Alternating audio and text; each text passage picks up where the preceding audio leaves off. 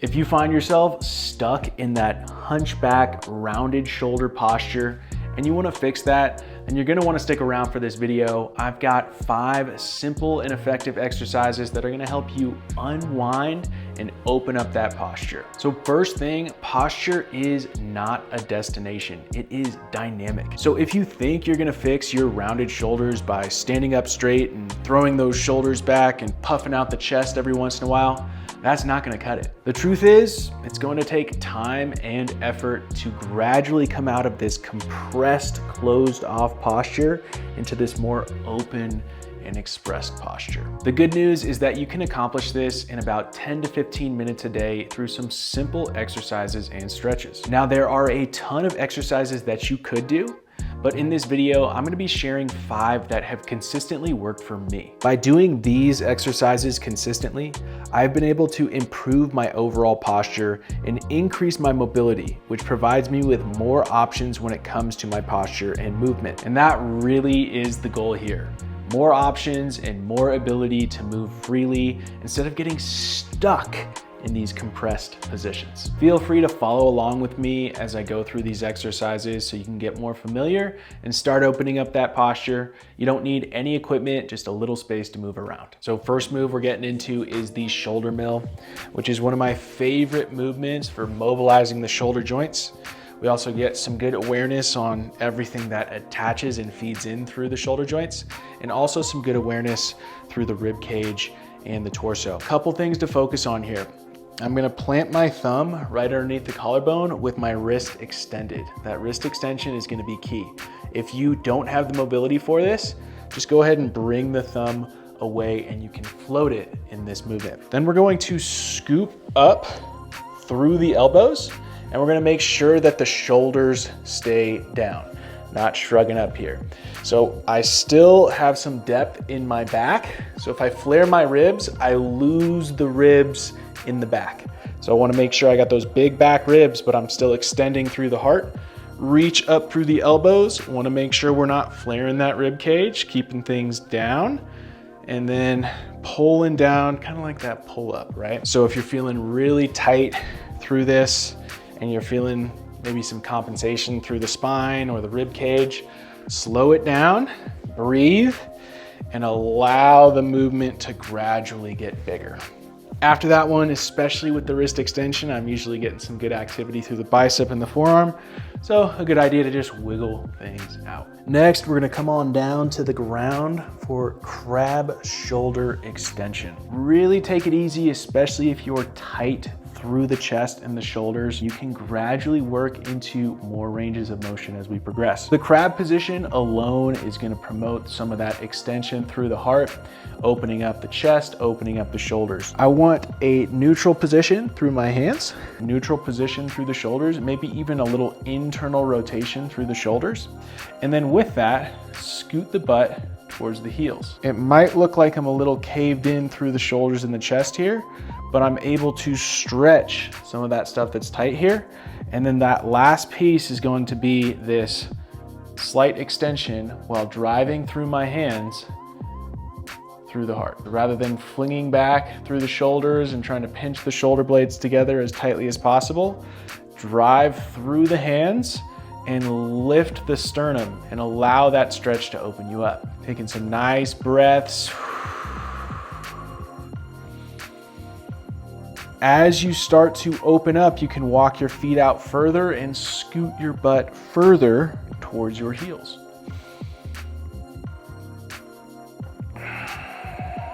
Nice expansive breaths, feeling that lift through the sternum and continuing to drive through those hands. Now there is one more thing that we can sprinkle on top here. A slight bend in the elbows, reaching back through the elbows. I drive through those hands and I'm gonna act like I'm doing a bicep curl.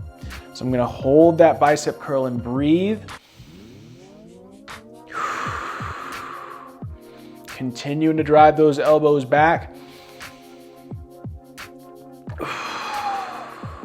And then relax. I'm gonna press through those hands, get a nice stretch there. So now that I've opened up my chest and shoulders a bit, I'm gonna take it into the Batwing, and I will be honest with you, this is probably my worst movement because of some imbalances through internal and external rotation between shoulders, but therefore it's a really good one for me to work on. So I'm gonna lay down on my stomach and I'm gonna place my forehead on the ground. And then from this position, I'm going to internally rotate the shoulders and create a little tension into the ground. So I'm driving my fists into the ground, and this should give you a nice stretch through the shoulders, maybe a little width through the back. And then with this, while keeping those ribs engaged, so I'm not overly flaring my lower back, I'm going to lift and then externally rotate the shoulders while keeping my forehead on the ground. And then I'm going to internally rotate, re-engaging with the ground. You're gonna notice that the external rotation, I can't be for sure here because I'm not behind the camera, but I'm guessing that I've got some asymmetries here. And that's okay. Ideally, we wanna have that same rotation through the shoulders on both sides, but I want you to focus more on presence with this exercise, feeling it, sensing it in your body. You're gonna get to know your body a lot better. And that is the priority here. Not the perfect form, not the perfect shape. Just keep showing up consistently and good things happen. We're gonna take it into the next exercise with the floor scorpion. And this has been a go-to of mine for years.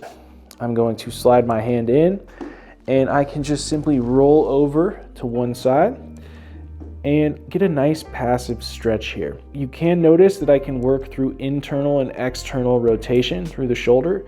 Again, meet yourself with where you're at. There's no reason to try to force your shoulder back, especially if you've got some tight tissues through the chest. I'm gonna go ahead and switch over to the other side. One of the things with the versatility that I like here is I can drive a little bit more engagement. So I can drive through this hand. I can support and drive through this hand as well for a little more tension, or I can just chill and make this really passive. I can also change the angles. I could go a little bit more overhead, and this changes the experience of the stretch. I could come out a little bit more to the side. So any of these angles are gonna stretch different lines of tissue, and we want some variety. The other component with this is it's a nice spine opener. You can also get some hips in there too. So this is a great one for continuing to unwind tension through the entire body. Last move is the thoracic bridge, and I really like this one because it has it all. I've got some rotation and extension through the spine. So not just the T-spine, but also the hips. I can start to get some rotation through the shoulder here. Nice opening through the entire body, a really good integrated movement. Whether my hand is turned out here or out to the side with that neutral position, I can start to address any sort of imbalances that I have from the left and right sides of my body, which you already saw that earlier.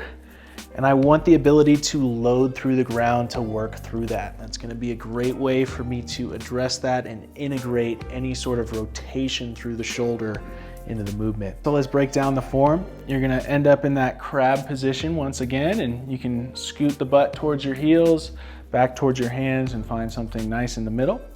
Then you're gonna drive through both feet, lifting the hips up off the ground.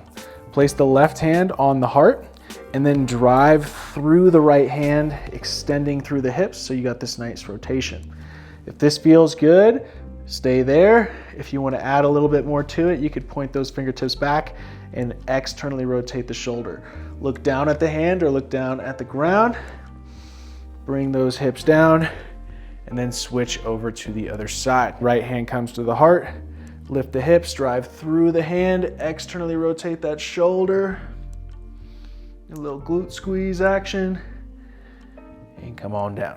Now, as I said earlier, change in posture is going to take consistent time and effort. So the best way you can create change in your posture is by showing up for it every single day. If that's too much of a commitment for you, focus on what you can do, showing up for 2, 3, 4 times a week in doing some of this work. Do 1 to 2 sets of these 5 exercises, spending 1 minute on each exercise. That's just 5 to 10 minutes a day, and I anticipate that's something that you'll be able to show up for consistently. Focus on connecting with your body, breathing into the stretches to create space, and meeting yourself with where you're at. In other words, don't try to force yourself into the perfect posture right away.